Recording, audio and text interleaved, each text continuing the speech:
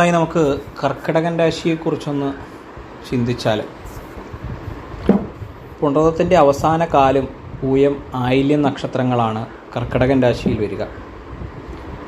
അധിപതി ചന്ദ്രനാണ്. ഇന്നവിടെ ചൊവ്വയുടെ നീചസ്ഥിതിയാണ് ഉള്ളത്. ചൊവ്വ അതിൻ്റെ 5ഉം 10ഉം ഭാവാധിപത്യം വഹിച്ച് 7ൽ ജന്മാധിപത്യം വഹിച്ച് ഉള്ള ചൊവ്വ ഇന്ന് അവിടെ നീചം വഹിക്കുന്ന കാലം. അതിൻ്റെ 9ൽ രാഹുവാണ്. അഷ്ടമത്തിൽ ശനിയാണ്. അഷ്ടമശനിക്കാലമാണ് ആ രാശിക്കാർക്കുള്ളത്, ആ നക്ഷത്രക്കാർക്കുള്ളത്. ഇന്ന് അഷ്ടമശനിക്കാലമാണ്. പൊതുവെ ഇവർക്ക് അഷ്ടമശനിയുടെ ദോഷങ്ങളൊക്കെ ഉണ്ടാവും. അതിലുപരി ഈ ചില പതനങ്ങൾ, വീഴ്ചകൾ ഒക്കെ ഉണ്ടാവേണ്ട കാലമാണ്. അതുപോലെ ഈ എന്തെങ്കിലും ശസ്ത്രക്രിയകളൊക്കെ ഇവർക്ക് ഉണ്ടാകാനുള്ള സാധ്യതകളും ഉള്ള കാലമാണ്. അതുപോലെ കർമ്മസംബന്ധമായിട്ട് കുറച്ച് ക്ലേശങ്ങളും, തൊഴിൽ സംബന്ധമാണ്. കർമ്മമെന്ന് ഉദ്ദേശിക്കുന്നത് തൊഴിലാണെന്ന് അറിയാലോ.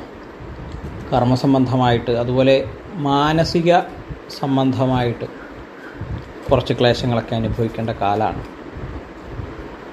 അതുപോലെ ഈ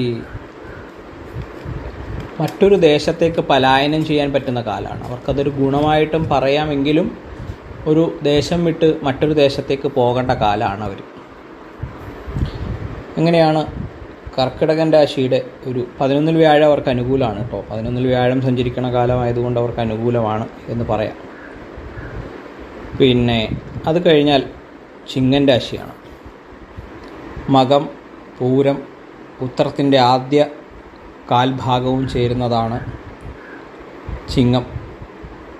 മകം, പൂരം, ഉത്രത്തിൻ്റെ ആദ്യ കാൽഭാഗം. ഇവർക്ക് 2ൽ കേതുവും 7ൽ ശനിയും അഷ്ടമത്തിൽ രാഹുവും 12ൽ ചൊവ്വയും സഞ്ചരിക്കുന്ന കാലമാണ്. ഏകദേശം ഒരു ബന്ധനം പോലെയൊക്കെ പറയാൻ വേണമെങ്കിൽ അങ്ങനെയൊക്കെ പറയേണ്ട ഒരു കാലമാണ്. ഒരു തരത്തിലും മുന്നോട്ട് പോകാൻ പറ്റില്ല എന്ന് തോന്നിക്കണ ചില അവസ്ഥകളൊക്കെ ചില നക്ഷത്രക്കാർക്കുണ്ട്. എന്നാൽ ചിലർക്ക് 10ൽ വ്യാഴം വളരെ കേമമായ അവസ്ഥകളും കാണിക്കുന്നുണ്ട്. ചെറിയ തടസ്സങ്ങളൊക്കെ ഒഴിച്ചാൽ നല്ല കാലവും ചിലരിൽ കാണുന്നുണ്ട്. പൊതുവേ മിശ്രമായിട്ടുള്ള ഫലമാണ് ചിങ്ങൻ രാശിക്ക് ഇന്ന് അനുഭവിച്ചു കൊണ്ടിരിക്കുന്നത്. നമ്മൾ പലരെയും നോക്കുമ്പോൾ അങ്ങനെയാണ് കാണുന്നത്. ചിലർക്ക് ദോഷം കാണുന്നുണ്ട്, എന്നാൽ ചിലർക്ക് അത്ര ദോഷമില്ല. 10ൽ വ്യാഴത്തിൻ്റെ ആനുകൂല്യങ്ങളൊക്കെ ലഭിക്കുന്നുണ്ട്. അത് വലിയ കുഴപ്പമില്ലാണ്ട് കാണുന്നുണ്ട്.